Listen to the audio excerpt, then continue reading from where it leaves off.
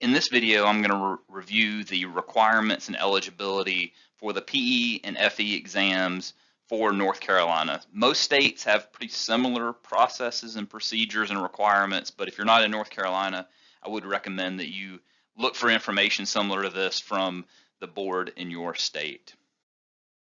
So all of the information that I'm presenting here is contained in one of these resources. So these are the key sources and references for this content. So I do encourage you, if you have more specific questions or are looking for special cases, please do refer to these sources for that content. What I've done here is try to just summarize some of the common processes and procedures and eligibility for the exams.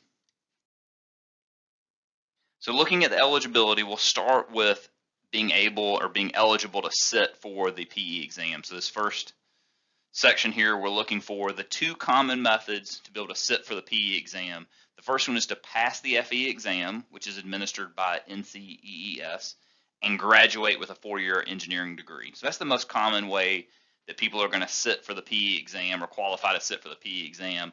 Pass the FE and graduate with your engineering degree. Another less common way, but it still does happen, is to receive a waiver of the FE exam from the North Carolina board by providing evidence of 20 years of progressive engineering experience. So those are the two most common. You only have to meet one of these, so you either do step 1 or step 2 or either of these first two options. If you're curious, the other two much less common methods are to be employed as a full-time engineering faculty member or possess an earned doctoral degree in engineering. But the two that are listed here are the most common. Next, when you go to want to apply for the PE license in North Carolina, the two steps, and you have to do both of these. First, you have to pass the PE exam, again, that's administered by NCEES, and then gain the required engineering experience. Now, previously, you had to do this in an order. You had to have the experience first and then pass the exam. It has been decoupled, so it doesn't matter which order these happen in. You just have to do both. The timing isn't important. Pass the exam and then gain the required experience. Now the experience, you have to have 4 years of progressive engineering experience if you have an EAC ABET accredited engineering degree. If you have an engineering degree that's non-EAC or ABET accredited, or just a general science degree, you'll need 8 years of experience. So those are the two experience levels for applying for your PE license with the North Carolina board. An important piece of information is, what does experience mean? And this is a definition for North Carolina. Not less than 1/2 of the required engineering experience shall be a professional grade in character and performed under the responsible charge of a licensed professional engineer. So this is the key. So of your experience, at least half of it needs to be performed under a PE. So that's the common thing to look for in your organization and in your experience history.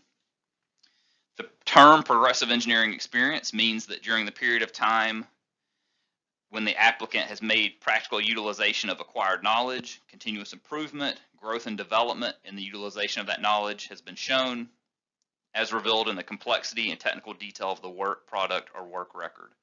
So you can see this is pretty broad. And so when you're working on your application and you're thinking about the work that you've done, you should be thinking about it in this context of the definition of progressive engineering experience.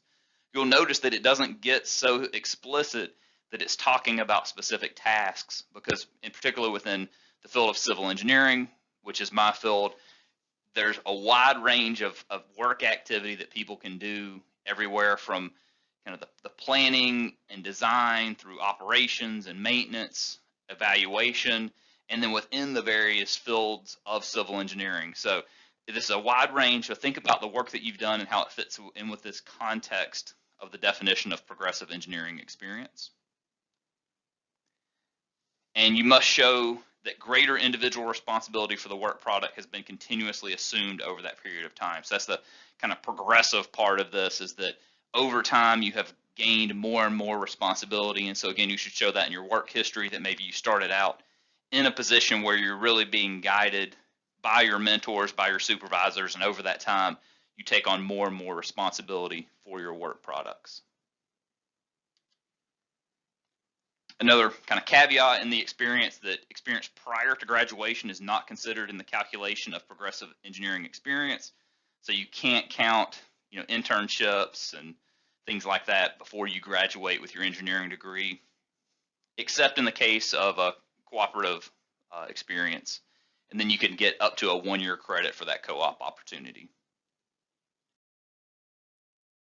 So in terms of those non-engineering / science degrees, it's important to know where you may fall depending on your degree, and the board is looking for a curriculum, although it's not accredited by ABET, has technical courses that contain engineering or scientific principles.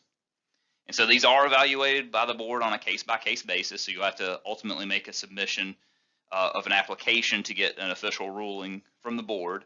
But acceptable degrees typically include any engineering, biology, chemistry, math, physics, construction management, computer science, or similar degrees.